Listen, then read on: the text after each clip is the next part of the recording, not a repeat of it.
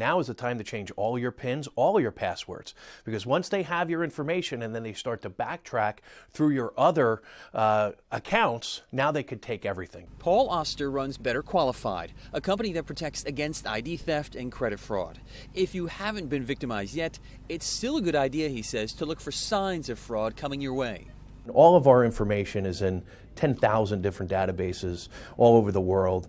It's a question of when, not if, for sure, that someone gets access and uses it. Target has 1,800 stores nationwide. If you have shopped at one recently, consumer credit expert Paul Oster recommends taking action quickly.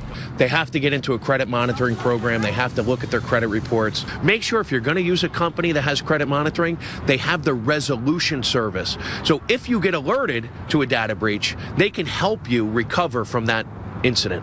Are other stores that people are at this hour vulnerable to this kind of breach? We're all vulnerable. Again, go back to your mobile devices, go back to the digital internet age. When you swipe a card, there's no way that you are, insured that someone doesn't get your information. Cash is king. Sure. We lost that. And go back to your bank, set a budget, go take $500 out, $1,000 out, and use the cash. You don't see people do that much anymore, do you? You're much more likely to be a victim of identity theft, as we're talking about, than getting mugged because you have cash in your pocket.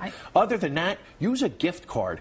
Buy gift cards for yourself that you're then going to use online or at the stores, because that will eliminate a big part of the threat. We lock our front doors, we lock our cars. Unfortunately, we take very little care in locking our identities.